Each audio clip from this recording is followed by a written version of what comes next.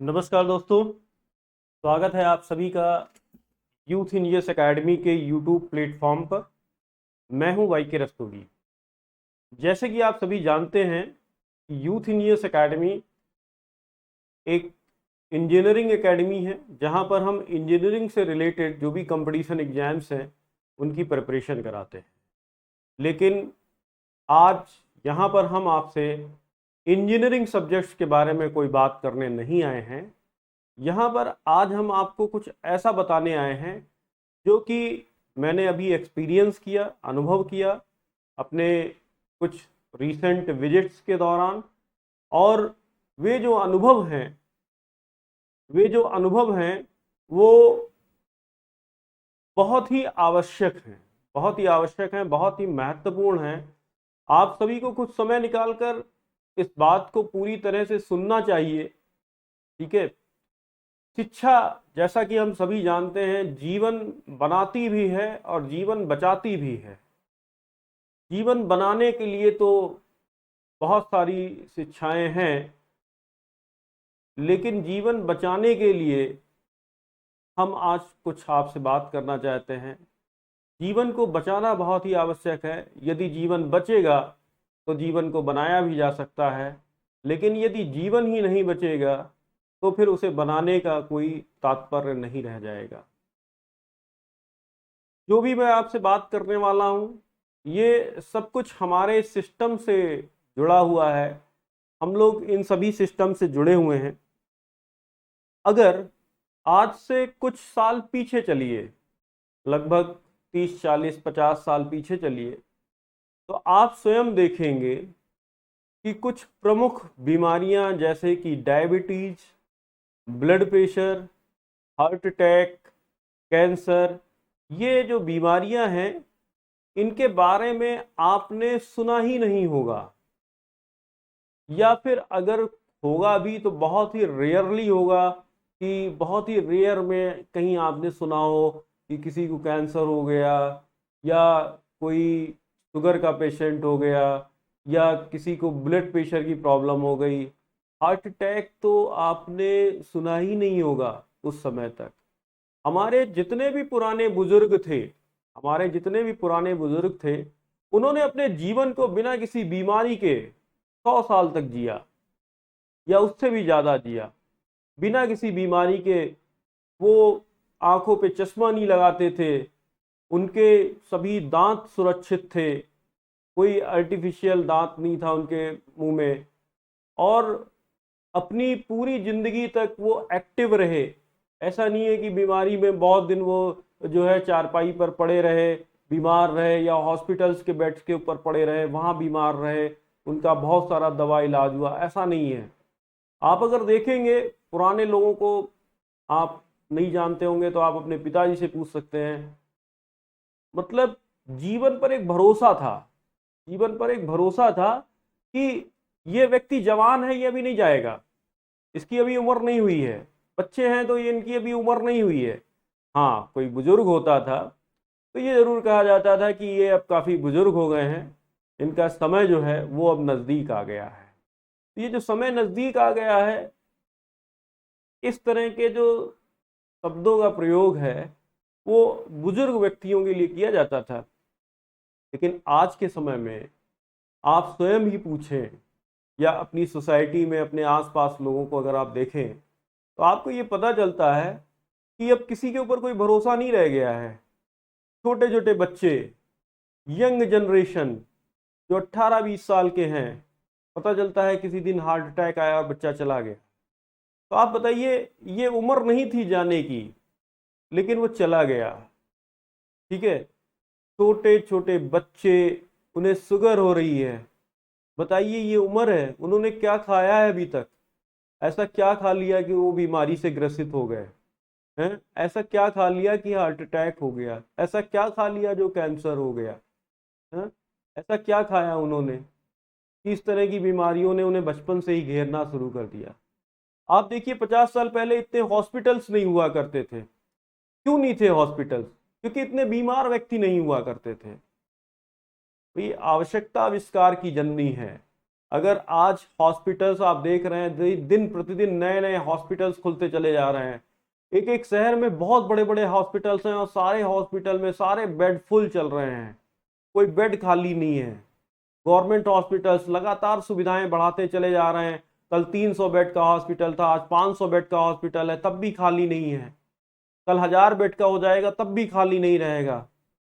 मतलब क्या हम अपने देश को या अपने समाज को एक ऐसा बीमारू देश या बीमारू समाज बनाना चाहते हैं जिसमें जिसमें मतलब अस्पताल की भरमार हो, डॉक्टरों की भरमार हो, बीमारी की भरमार हो, किसी का कोई भरोसा ही नहीं है कि वो व्यक्ति कब तक रहेगा इस जीवन में, कब तक वो साथ देगा या कब साथ छोड़ के चला जाएगा। तो ये बहुत ही सोचने वाली बात है। और जैसा कि पूर्व में ज्ञात भी आपको होगा कि कई लोग ऐसे हुए हैं जिन्होंने इस तरह के मुद्दों पर आपसे बातचीत की होगी, आपको बताया भी होगा। उनमें एक प्रमुख नाम है राजीव दीक्षित जी का, जिन्होंने कभी किसी समय कहा था कि 2025-2030 तक एक ऐसा समय भारत में आने वाला है कि भारत जो है वो विश्व का सबसे बीमारू देश बन जाएगा। यहाँ लोग सड़क पर चलते हुए गिर पड़ेंगे और मर जाएंगे।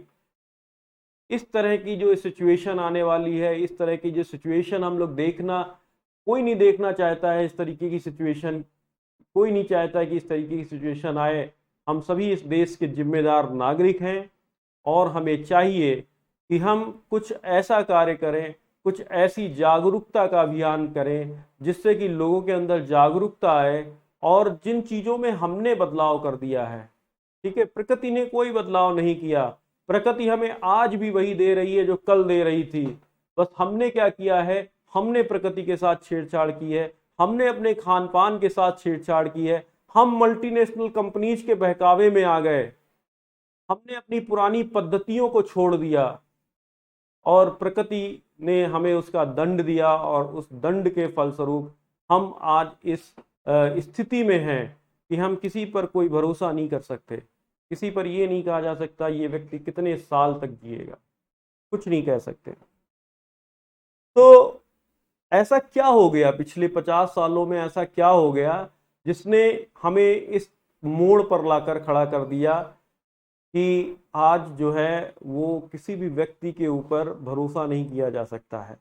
तो मैं कुछ बिंदुओं के माध्यम से जो है वो इसे समझने की कोशिश करूंगा। कुछ बिंदु मैं आपके सामने रखूंगा और उन बिंदुओं के माध्यम से मैं इसे समझाने की और समझने की, स्वयं भी मैं समझूंगा और आपको भी समझाने की कोशिश करूंगा ये ऐसा क्यों हुआ। सबसे पहला जो बिंदु है वो है जलवायु। सबसे पहला जो बिंदु है वो है जलवायु। अगर आप बात करें जलवायु की, तो जब कभी जैसे हम सभी का जन्म जो है वो एक निश्चित जलवायु में हुआ है। हम अपने जो माँ के पेट में रहे एक निश्चित जलवायु में रहे, उसके बाद हमारा जन्म हुआ, हमारा जो विकास हुआ एक निश्चित जलवायु में हुआ। कभी कभी क्या होता है, कभी हम कहीं दूसरी जगह जाते हैं, अन्य जलवायु में जाते हैं, तो आप देखते हैं कि आपकी तबीयत खराब हो जाती है, आप कहते हैं पानी बदल गया, आपको खांसी आने लगती है, आपको जुकाम आने शुरू हो जाता है। जलवायु के परिवर्तन से व्यक्ति के स्वास्थ्य पर कुछ प्रभाव पड़ता है, क्योंकि व्यक्ति एक जगह पर रह रहा है, वो उस जलवायु के अनुकूल हो चुका है और जैसे ही उसकी जलवायु बदलती है ना, तो बस जो व्यक्ति के जो व्यवहार है, उसके जो स्वास्थ्य है उस पर प्रतिकूल प्रभाव पड़ता है, जिसके फलस्वरूप जुकाम, खांसी और फीवर वगैरह इस तरीके की चीजें हो सकती हैं। तो ये जलवायु जो है वो हमारे शरीर के लिए एक बहुत ही महत्वपूर्ण घटक है, ठीक है, बहुत ही महत्वपूर्ण घटक है। अब बात करें कि क्या प्रकृति ने हमें हमारे जलवायु के अनुकूल जो हमारे खान पान की जो वस्तुएं थी, क्या वो हमारे निकटवर्ती क्षेत्रों में ही दी हैं? तो बिल्कुल यही बात है। आप देखिए, आप जिस जलवायु में रहते हैं, प्रकृति ने आपको आपके अनुकूल खान पान की वस्तुएं आपके आसपास दी हैं। जो भी चीजें आपके शरीर को चाहिए, जो फल आपको चाहिए, जो अनाज आपको चाहिए, जो दालें आपको चाहिए, जो तिलहन या तेल या घी जो भी आपको चाहिए, वो सब कुछ आपके निकटवर्ती उसने उसकी व्यवस्था करके रखी है। लेकिन समय का एक ऐसा विकास हुआ, समय के दौरान एक ऐसा विकास हुआ कि इस विकास के माध्यम से आज हमें अन्य जलवायु की वस्तुएं भी अपने निकट उपलब्ध हो जाती हैं। जैसे एक एग्जाम्पल देना चाहूंगा, सपोज करिए कि गोभी का मौसम नहीं चल रहा है लेकिन मार्केट में गोभी आ रही है। तो गोभी का मौसम था, जिस मौसम में गोभी होती है प्रकृति ने हमें उस मौसम में उस खाने के लिए दिया है।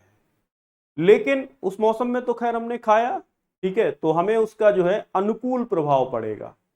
लेकिन कुछ लोगों ने उसे प्रिजर्व कर लिया, और प्रिजर्व करने के बाद में जब गोभी का मौसम नहीं था तो उन्होंने मार्केट में उसे महंगे दाम पर बेचने के चक्कर में उन्होंने उसे मार्केट में उतारा। कुछ लोगों को लगा अरे वाह, इस मौसम में भी बढ़िया गोभी मिल रहा है, उन्होंने उसे लिया, महंगे दामों पर लिया, ठीक है, और उसे खाया। लेकिन वो उस समय खाने का उसका मौसम नहीं है, वो आपके स्वास्थ्य पर कोई भी अनुकूल प्रभाव नहीं डालेगा, बल्कि वो आपके स्वास्थ्य पर एक प्रतिकूल प्रभाव डालेगा। इस समय की बात करूं तो मैं जैसे कि उत्तर प्रदेश के लखनऊ का निवासी हूं, तो हमारे क्षेत्र में अभी आम जो है वो पका नहीं है, कच्चा आम आ रहा है, ठीक है। अभी आम इतना बड़ा नहीं हुआ है कि वो उसे पकाया जा सके या वो स्वयं पके। लेकिन मार्केट में आपको आम की विभिन्न वेराइटीज मिल जाएंगी, ठीक है, डिफरेंट फ्रूट स्टॉल्स पे आपको आम की डिफरेंट वेराइटीज मिल जाएंगी। अगर आप वो आम आज खरीद कर खाते हैं तो उसका कोई भी अनुकूल प्रभाव आपके स्वास्थ्य पर नहीं पड़ेगा, बल्कि उसका प्रतिकूल प्रभाव पड़ेगा, क्योंकि प्रकृति ने हमें अभी उसे खाने के लिए मना किया है, अभी उसने खाने के लिए हमें नहीं दिया है। वो हमें खाने के लिए देगी, लेकिन उसका एक निश्चित समय होगा, उसकी एक निश्चित जलवायु होगी, तब वो हमें उसे खाने के लिए प्रेरित करेगी। वो जब हमें स्वयं देगी और तब हम अगर उसका कंजम्पशन करेंगे तो वो हमें उसका अनुकूल प्रभाव मिलेगा। और अगर हम किसी बाहरी देश का या हम किसी बाह्य क्षेत्र का अगर हम आम खाएंगे तो हमें उसका प्रतिकूल प्रभाव झेलना पड़ेगा, क्योंकि हमारा शरीर जो है, हाँ, अगर हमारी जलवायु में इस समय कच्चा आम आ रहा है और आप कच्चा आम खाइए तो उस कच्चे आम का आपके स्वास्थ्य पर बहुत ही अनुकूल प्रभाव पड़ेगा, ठीक है। वो आपको न्यूट्रिशंस देगा, वो आपको ठंडक देगा, वो आपको जो भी वैल्यूज देनी है उसे वो देगा। लेकिन अगर आप उसकी जगह पर किसी बाह्य क्षेत्र का, सपोज करिए हम यूपी से हैं, इस समय महाराष्ट्र के कई जगहों पर जो है आम आ रहा है, पका हुआ आम आ रहा है, हापुस है, रत्नागिरी है, वहां पर आ रहा है, ठीक है, वहां के लोग खाएं, वो उनके लिए है, प्रकृति ने उन्हें दिया है, वो खाएं, उनके स्वास्थ्य पर उसका अनुकूल प्रभाव पड़ेगा। लेकिन अगर हम उसी चीज को खाएंगे तो हमारे स्वास्थ्य पर उसका प्रतिकूल प्रभाव पड़ेगा। तो यह है जलवायु का एक घटक। हमारी प्रकृति ने हमें हमारी जलवायु के हिसाब से, हमारी शरीर की जलवायु के हिसाब से, प्रकृति ने हमारे निकटवर्ती क्षेत्रों में जो भी अनाज, जो तिलहन, जो फल फ्रूट जो भी हमें दिए हैं, हमें वही खाने चाहिए। हमें मौसम के अनुसार फल खाना चाहिए, हमें बेमौसम ना फल खाने चाहिए। बेमौसम फल खाने से आपको फल का कोई भी न्यूट्रिशन आपके शरीर को नहीं लगेगा। ये बात 100% सत्य है, ठीक है। कुछ लोग हो सकता है कि इस विरोध में खड़े हो जाएं, ठीक है, तो हो सकता है खड़े हो जाएं, लेकिन मेरा ऐसा मानना है और मैं इसे अपने तक सीमित रखता हूं। मैं ऐसा सोचता हूं, मेरा ऐसा मानना है कि ये चीज हमें नहीं कंज्यूम करनी चाहिए। जो चीजें हमारे मौसम की हों, हमारी जलवायु की हों, हमारे क्षेत्र की हों, हमें उन्हें कंज्यूम करना चाहिए। सपोज करिए मैं एक एग्जांपल देता हूं, कीवी हमारी तरफ नहीं होता है, हमें नहीं खाना चाहिए, बिल्कुल नहीं खाना चाहिए, ठीक है। लेकिन हम क्या करते हैं, जैसे सपोज करिए डेंगू हो गया, तो डेंगू हो गया, एक मच्छर ने काट लिया, आपके शरीर का इम्यून सिस्टम मजबूत नहीं था, आपके शरीर की प्रतिरोधक क्षमता मजबूत नहीं थी और हमें डेंगू हो गया। अब हमें कीवी खाने के लिए बोला जा रहा है। तो ये क्या हुआ, हमारा इम्यून सिस्टम गड़बड़ कैसे हुआ? हमारा इम्यून सिस्टम तो सबसे पहले हमने स्वयं ही गड़बड़ किया है, और जब हमने अपने इम्यून सिस्टम को गड़बड़ कर लिया है तो अब आपको कीवी भी खानी पड़ेगी। अदरवाइज हमारे यहाँ जो फल हो रहे हैं वो हमारे शरीर के हिसाब से हैं और प्रकृति ने हमें हमारे जलवायु के हिसाब से हमें प्रदान किए हैं।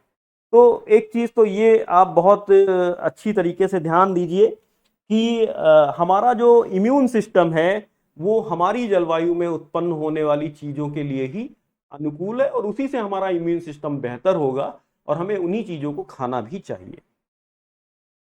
अब आप देख लीजिए कि मैंने जैसे कि अभी आपको बताया कि जलवायु जैसे एक घटक है, वैसे ही दूसरा घटक है खान पान। खान पान की अगर हम लोग बात करें तो पिछले 50 सालों में जो हमारा खान पान है वो भी काफी बदल गया है। हमने अपनी जलवायु से अलग जलवायु में उत्पन्न चीजों को खाना शुरू कर दिया है। जैसे अनाजों में अगर हम गेहूं की बात करें तो आज से 50 साल पहले गेहूं जो है वो नहीं खाया जाता था। इनफैक्ट आपको बताएं कि गेहूं हमारी जलवायु का अनाज भी नहीं है। इनफैक्ट गेहूं इस देश का ही अनाज नहीं है, इस भारत देश का अनाज नहीं है। लेकिन हम लोगों ने अपने खेतों में यूरिया डाल डाल के उसे गेहूं के अनुकूल बनाया, गेहूं के उत्पादन के अनुकूल बनाया, जबकि हमारे खान पान में मोटा अनाज शामिल था। आज से 50 साल पहले हम मोटा अनाज खाया करते थे, वो हमारे शरीर के लिए भी सुटेबल था, हमारी जलवायु के लिए भी सुटेबल था, हमारी प्रकृति के संरक्षण के लिए भी सुटेबल था, जबकि गेहूं किसी भी तरह से हमारे लिए सुटेबल नहीं है। लेकिन आज की डेट में अगर देखा जाए तो सुबह से शाम तक ये अनाज हमारे जीवन में इस तरह से शामिल हो गया है कि जैसे ये हमारा स्वयं मतलब हमारा ही अनाज हो, जबकि ये हमारा अनाज नहीं है। ये कुछ लोगों के द्वारा इस देश को बीमार बनाने के लिए हमारे ऊपर एक थोपा गया अन्न है। मैं इसे गलत नहीं कह रहा हूं, ये जहां का है, जिस जलवायु का है, वहां के लोगों के लिए ये अमृत है, लेकिन ये हमारी जलवायु का नहीं है, इसलिए हमारे स्वास्थ्य पर इसका प्रतिकूल प्रभाव पड़ता है, कोई भी अनुकूल प्रभाव नहीं पड़ता है। ये हमारी आंतों से चिपक जाता है। ये हमारे अंदर जो है इम्यून सिस्टम को हमारा वीक कर रहा है, डे पर डे हमारे इम्यून सिस्टम को वीक कर रहा है। कोई इससे हमें न्यूट्रिशंस नहीं मिल रहे हैं। अब अगर तिल तिल की बात की जाए, तिलहन तिलहन जिससे कि तेल निकलता है, तो आप देखिए साउथ के लोग जो है वो कोकोनट ऑयल खाते हैं, मतलब नारियल का तेल। उनके यहाँ नारियल का तेल खाया भी जाता है, लगाया भी जाता है। तो वो जो नारियल का तेल खाते हैं या लगाते हैं तो प्रकृति ने उन्हें दिया है। प्रकृति ने उस एरिया में नारियल के इतने पेड़ लगा दिए। हमारे यहाँ नहीं होता नारियल का पेड़, हमारे यहाँ नहीं निकलेंगे नारियल। अब आप नारियल का पेड़ अगर अपने यहाँ लगा लो, चल जाए बिना किसी एडिशन के, मतलब हमारी जो जलवायु है, हमारा जो मिट्टी है, अगर उसमें नारियल का पेड़ उग जाता है तो हम खा सकते हैं। अब वो नारियल के तेल में सब्जी भी बनाते हैं, नारियल का तेल सर पे भी लगाते हैं, अपने बदन पे भी लगाते हैं, सब जगह लगाते हैं, खाते भी हैं, और उनके लिए सुटेबल है। प्रकृति ने हमें सरसों का तेल दिया है, प्रकृति ने हमें सरसों दी। हमारे जलवायु के हिसाब से हमें सरसों के तेल का यूज करना चाहिए, लेकिन मल्टीनेशनल कंपनीज ने हमारे ऊपर हमारे ही प्रकृति के द्वारा दी हुई चीजों को इस तरीके से दिग्भ्रमित कर दिया कि उन्होंने हमें एक ब्लेंडेड ऑयल, रिफाइंड ऑयल हमारे ऊपर थोप दिया, और हम उस रिफाइंड ऑयल को, जो कि एक ब्लेंडेड ऑयल है, ब्लेंडेड ऑयल का मतलब है कई तरह के तेलों का मिश्रण है, और वो हमारे ऊपर थोप दिया। उसमें कोई न्यूट्रिशन वैल्यू नहीं है। अगर आप बात करेंगे तो वो हमारी जलवायु के भी तेल नहीं है। उसमें एक जो पोर्शन आ रहा है पाम ऑयल, पाम ऑयल जो बेसिकली इंडोनेशिया और मलेशिया में पैदा होता है, वहां के लोग खाएं पाम ऑयल, उनके लिए सुटेबल है, प्रकृति ने उन्हें दिया है, वो खाएं। हमारे देश में आयात इसलिए किया जाता था कि हम उसमें गाड़ी में डालने वाला लुब्रिकेटिंग ऑयल बना सकें, हम ग्रीस बना सकें पाम ऑयल से। अब सपोज करिए कि गाड़ी में डालने वाला जो तेल है वो आप खा रहे हो, वो आपके शरीर को तो नहीं फायदा करने वाला है, जहर है, बिल्कुल जहर है। बंद करिए आज से खाना। आपको प्रकृति ने सरसों दी है, सरसों का तेल से अच्छा कोई भी तेल नहीं है, इस चीज को ध्यान दीजिए। अभी हम फूड प्रोसेसिंग पर भी आएंगे कि फूड प्रोसेसिंग ने भी हमारे जीवन में कुछ बदलाव लाए हैं, वहां से भी हमें कुछ बीमारियां मिली हैं, ठीक है। लेकिन पहले तो हम कम से कम ये समझ लें कि हमें खाना क्या है। अगर हम ये नहीं समझेंगे कि हमें खाना क्या है तो हम वही खाते रहेंगे और बीमार होते रहेंगे। यदि आप चाहते हैं कि आप लंबी उम्र जिए, आप अपने बच्चों को लंबी उम्र जीते हुए देखना चाहते हैं, आप नहीं चाहते कि ऐसी कोई अनहोनी आपके साथ हो, जनरेशन को अगर आप एक लंबा एक स्वस्थ जीवन देना चाहते हैं, तो सबसे पहला काम करिए, रिफाइंड ऑयल अगर आपके घरों में है तो उसे तुरंत सिंक में डाल दीजिए, बहा दीजिए, नाली में बह जाने दीजिए, लेकिन उसे खाइए नहीं। अगर आप उसे खाएंगे तो वो आपको कोई न्यूट्रिशन वैल्यू नहीं देने वाला है, इनफैक्ट वो एक जहर के समान है। हमारी जलवायु का नहीं है इसलिए जहर है हमारे लिए। किसी की जलवायु में होगा वो खाए, हमारी जलवायु नहीं, हमें नहीं प्रकृति ने दिया। हमारे यहाँ नहीं पाम ऑयल होता है, पाम ऑयल तो हम लोग इंडोनेशिया और मलेशिया से आयात करते हैं। हमारे यहाँ होता होता हम खाते, हमारे यहाँ नहीं होता है इसलिए हमें इसे नहीं खाना चाहिए। खाने वाले नमक की बात करिए, हमारे जो पूर्वज हुआ करते थे, इनफैक्ट मैंने स्वयं देखा है कि पहले हम डेले वाले नमक का प्रयोग करते थे। डेले बोरियों में भर के आता था नमक, घर में आता था, नमक को पहले धुला जाता था, धूप में सुखाया जाता था, सुखाने के बाद में डिब्बों में धुला इसलिए जाता था क्योंकि बोरियों में भर के आता था, उतना साफ नहीं होता था, गंदा नमक होता था, तो इसलिए उसको धुल लिया जाता था कि ताकि जो डस्ट पार्टिकल्स वगैरह होते थे वो हट जाते थे। ऐसा नमक को धुलने वाली कोई ऐसी वो नहीं है कि प्रचलन नहीं था, बस धुला जाता था ताकि साफ सुथरा हो जाए। उसके बाद में उसे धूप में सुखा लिया जाता था और सुखाने के बाद में उसको प्रयोग किया जाता था। मल्टीनेशनल कंपनीज ने हमसे ये कहना शुरू किया कि आप आयोडीन वाला नमक खाइए, आयोडीन वाले नमक में ये होता है वो होता है, और हाई सोडियम कंटेंट वाले इस आयोडीन नमक ने हमें बीपी जैसी, मैं आपको बता रहा हूं 90% से ज्यादा लोग बीपी का शिकार हैं। कुछ को लो ब्लड प्रेशर है, किसी को हाई ब्लड प्रेशर है, लेकिन है हर व्यक्ति को, इवन बच्चे को भी है। किसी समय मतलब रेगुलर नहीं है, उसको रेगुलर नहीं है, बट किसी ना किसी समय उसका भी बीपी फ्लक्चुएट कर जाता है। जैसे ही वो अपनी प्रतिकूल परिस्थिति में आएगा उसका बीपी फ्लक्चुएट कर जाता है। बीपी का शिकार हर व्यक्ति हो रहा है क्योंकि हर व्यक्ति खाने में आज की डेट में आयोडीन युक्त नमक खा रहा है जिसमें हाई सोडियम कंटेंट है।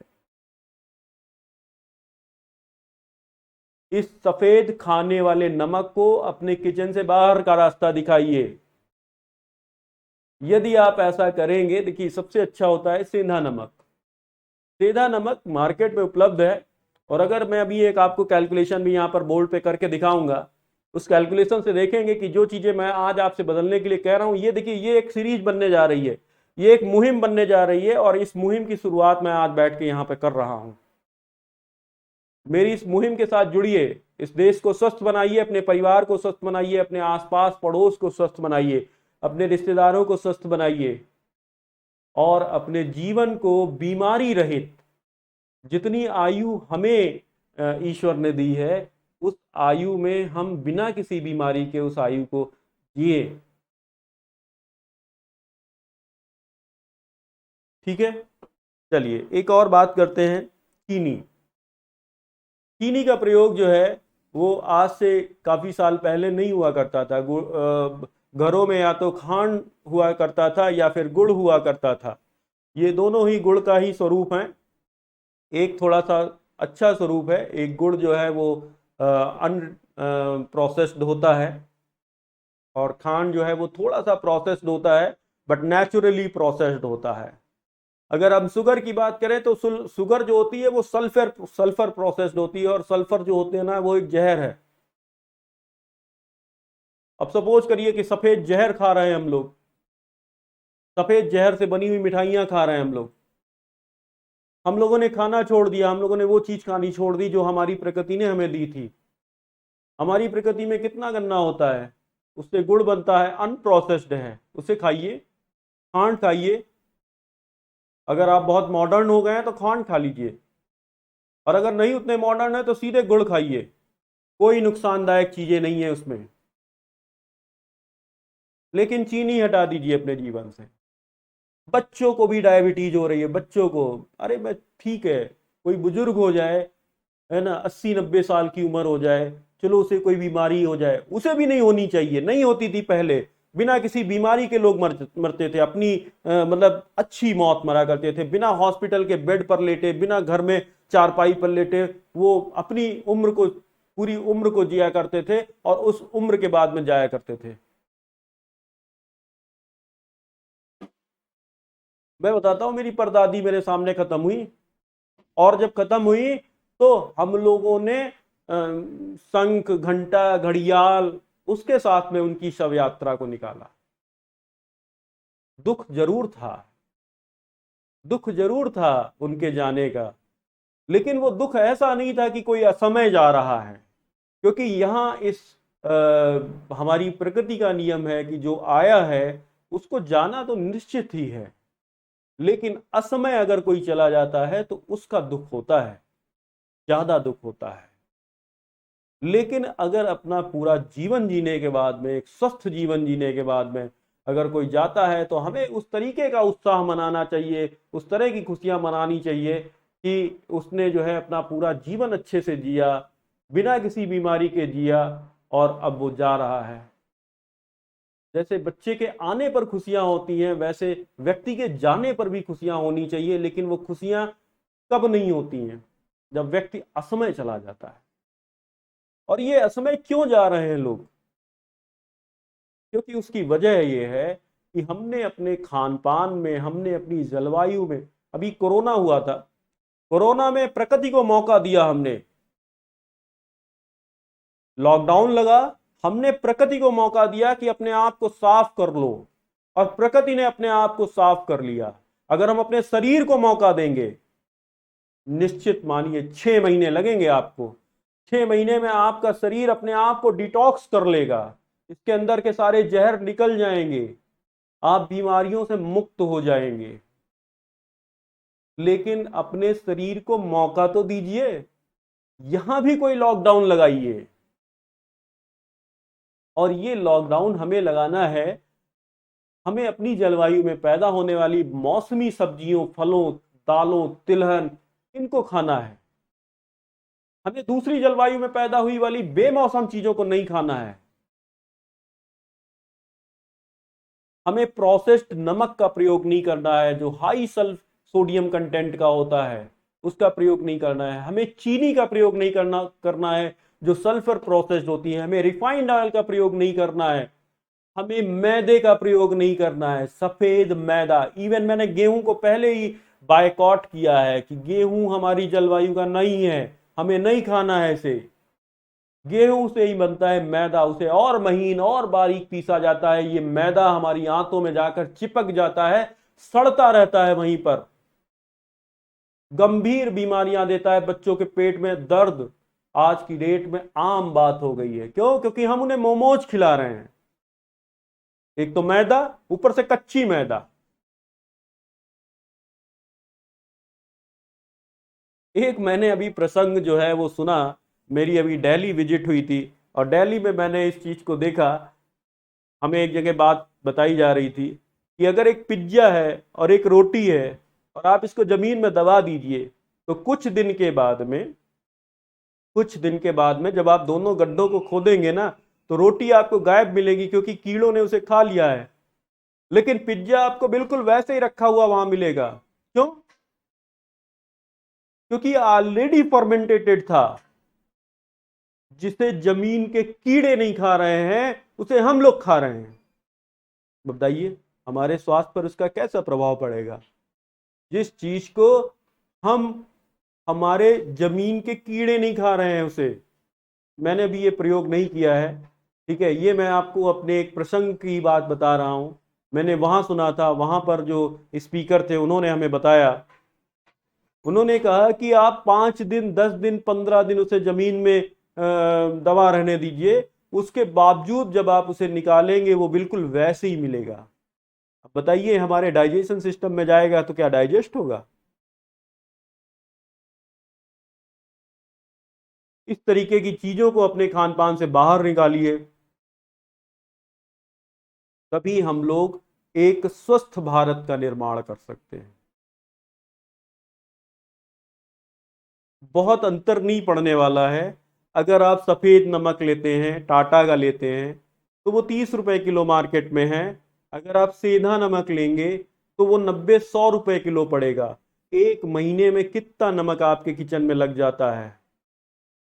1 किलो, 2 किलो, कितना फर्क पड़ेगा? 1 किलो पर आपका 60 to 70 रुपीज एक्स्ट्रा लग रहा है। 2 किलो भी खत्म होता होगा तो 150 रुपीज, 120 to 140 रुपीज आपका एक्स्ट्रा लग जाएगा। चीनी की बात करें तो चीनी आपकी 40 रुपीज किलो आ रही है, लेकिन अगर आप उसी जगह पे ब्राउन शुगर या फिर खांड शक्कर का यूज करेंगे तो वो मार्केट में 90 से लेकर 150 रुपए किलो तक है। कितनी शुगर का इस्तेमाल करते हैं हम लोग?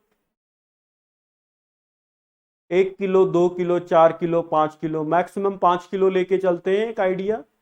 तो 200 रुपए की आपकी चीनी आ रही है जो नॉर्मल वाली है, जो सल्फर प्रोसेस्ड है, ठीक है। और 500 रुपए की चीनी आ रही है जो आपकी खांड शुगर है, जो अनप्रोसेस्ड है, नेचुरली प्रोसेस्ड है। कितना अंतर आया? 300 रुपए का। तो ये 300 रुपए, 150 रुपए और जो नमक के ऊपर आ रहा था, दोनों को ऐड कर लीजिए, 450 रुपए। अभी 500 रुपए नहीं हुए हैं, दो चीजों को आपने बदल दिया है। उसके बाद में बात करते हैं रिफाइंड ऑयल की। रिफाइंड ऑयल आपका कितने का आ रहा है? 140 रुपीज पर लीटर। और सरसों का तेल जो है वो आपको मिल जाएगा 150, 160 रुपीज लीटर। बहुत अच्छा पीली सरसों का ले लेंगे तो 180, 190 रुपए लीटर मिलेगा। कितना अंतर आ गया? 50-60 रुपए का अंतर, 50 रुपए का अंतर। एक महीने में 2 लीटर से ज्यादा तो नहीं खत्म होता होगा, या बहुत बड़ी फैमिली है तो हो सकता है ज्यादा खत्म होता है, लेकिन मैं एक नॉर्मल फैमिली की बात कर रहा हूं तो उसमें 2 लीटर से ज्यादा नहीं खत्म हो रहा है। कितना अंतर आ रहा है? 120 रुपीज का। तो 450 पहले हुए थे, 120 और ले लीजिए तो 570 रुपीज का फर्क पड़ गया। गेहूं को बदलना है, धीरे धीरे बदलना है। मैं ये नहीं कह रहा हूं कि आज ही आप अपना पूरा किचन बदल डालिए, बट एटलीस्ट कम से कम गेहूं का प्रयोग अगर अभी नहीं बंद कर रहे हैं, ठीक है, धीरे धीरे बदलिए। पहले गेहूं में कुछ जौ की मात्रा, कुछ बाजरे की मात्रा, कुछ मक्के की मात्रा, कुछ चने की मात्रा, उसको मिलाकर उसे पिसवाइए, उसका आटा खाइए, कुछ मोटा अनाज खाने दीजिए। अचानक से नहीं छोड़िए, बट तुरंत प्रभाव से आपको मैदे का प्रयोग बंद कर देना है। मैदा आपको नहीं खानी है। तो अगर हम लोग खान पान में ये थोड़े से जो बदलाव हैं, इन बदलाव को अगर कर लेते हैं, पिज्जा है, मोमोज है, ये सब हमारी जलवायु नहीं है, हमारे हमारे यहाँ के हिसाब से है नहीं। हम लोग क्या पका नहीं सकते क्या? हमें कौन सा स्टीम करने की जरूरत है? हमें कौन सा रोटियां बना के रखने की जरूरत है कि एक एक हफ्ते? हमारे यहाँ, हमारी जलवायु गर्म जलवायु है। हमारे यहाँ तो तुरंत खाना खराब हो जाता है। ठंडी जलवायु, अमेरिका चले जाइए, एक एक हफ्ते का आटा रोज रोटियां बना के वहां लोग रख लेते हैं, वहां खाते रहते हैं। उनकी ठंडी जलवायु है। सब कुछ जलवायु के अनुसार है। हमारी अपनी जलवायु जो है, हमें उसके हिसाब से व्यवहार करना है। अगर हम उसके हिसाब से व्यवहार नहीं करेंगे तो प्रकृति हमें उसका दंड देगी, हमारा शरीर हमें उसका दंड देगा। हमारे शरीर को प्रतिकूल प्रभाव झेलने पड़ेंगे, हमें अस्पताल, डॉक्टरों का सहारा लेना पड़ेगा, हम डिफरेंट तरह की बीमारियों से ग्रसित हो जाएंगे, हम अपना जीवन नॉर्मली नहीं जी पाएंगे, खुशहाल नहीं जी पाएंगे। हम आने वाली जनरेशन को स्वस्थ नहीं बना पाएंगे। हमें ऐसे दुखों का पहाड़ उठाना पड़ेगा जो जो इस दुनिया में सबसे बड़े दुख कहे जाते हैं। तो इन चीजों का ध्यान रखिए। मेरी ये जो वार्ता है, ये मैं ये नहीं चाह रहा हूं कि ये वार्ता आज खत्म हो जाए, यहां से इस वार्ता को खत्म कर दिया जाए, इसके बाद में कोई इस बारे में बात ना करे। नहीं, मैं चाहता हूं कि ये एक मुहिम बने। हम अपने देश को, अपने परिवार को, अपने समाज को, अपने क्षेत्र को, अपने रिश्तेदारों तक इस बात को पहुंचाएं। इस वीडियो को शेयर करिए, कम से कम 10 लोगों तक शेयर करिए, और उन्हें भी बोलिए कि वो कम से कम 10 लोगों तक इस वीडियो को शेयर करें। अभी मैं यहाँ पर बोर्ड पर अपना नंबर लिखूंगा, मोबाइल नंबर लिखूंगा। आप मुझे एक मैसेज जरूर करिए कि आप हमारी इस मुहिम में हमारे साथ हैं, आपने ये जरूरी बदलाव अपने घर पर किए हैं, और आपने इस वीडियो को 10 लोगों को शेयर भी किया है। और आपने उनसे भी वही बात कही है जो बात मैं आपसे कह रहा हूं। अपने किचन के बाहर लिखिए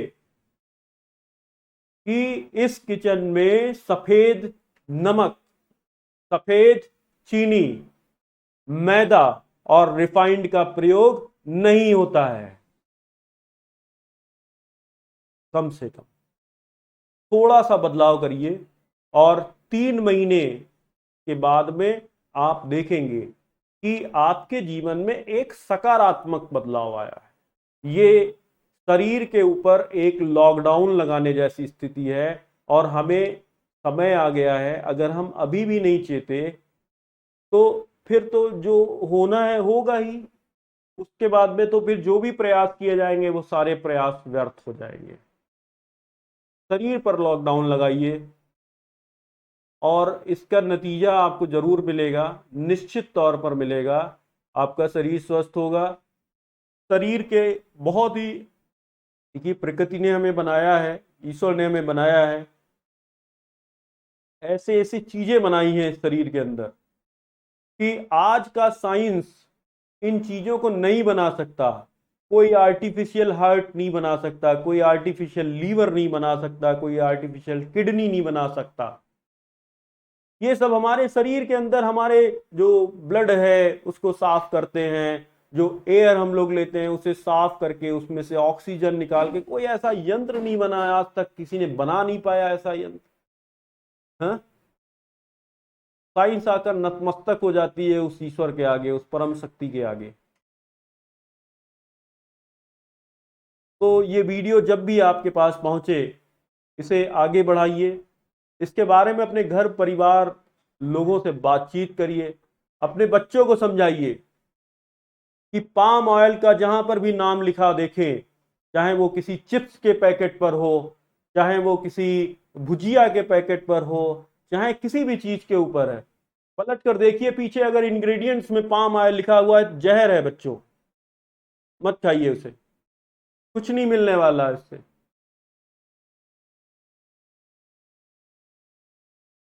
आपको जो खाने के लिए जो चीजें दी गई हैं, बहुत सारी चीजें दी गई हैं, ऐसा नहीं है प्रकृति ने, बस हमने क्या किया, हमने वो चीजें खाकर खाना छोड़ दिया और हमारे सामने जो विज्ञापन आ रहे हैं, टीवी पर हम देख रहे हैं, मोबाइल पर हम विज्ञापन देख रहे हैं, हम वो चॉकलेट्स खा रहे हैं जिसमें कुछ नहीं है सिवाय शुगर के।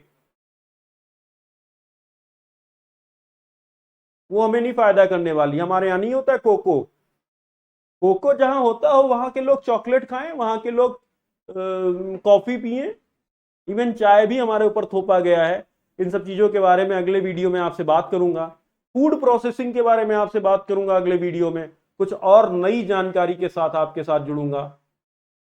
ठीक है, अभी जैसे ही आपके पास ये वीडियो पहुंचे, मेरे नंबर पर, मैं यहाँ बोर्ड पर लिखने वाला हूं, मेरे नंबर पर एक मैसेज डालिए कि आप इस मुहिम में हमारे साथ हैं।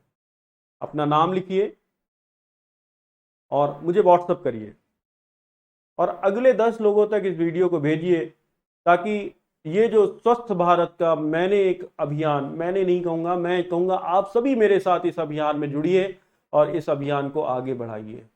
हम भारत को पुनः स्वस्थ और शक्तिशाली देखना चाहते हैं। हम नहीं चाहते कि कल हमारे देश को कोई बीमारू देश कहे।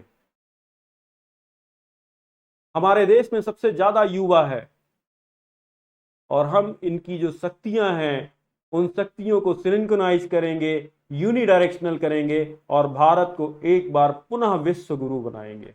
लेकिन बीमार देश कभी भी विश्व गुरु नहीं बन सकता है, इस बात को ध्यान रखिएगा। तो जय हिंद, जय भारत, धन्यवाद। ये मेरा मोबाइल नंबर है, इस नंबर पर मुझे व्हाट्सएप करें कि आप इस मुहिम में हमारे साथ। धन्यवाद।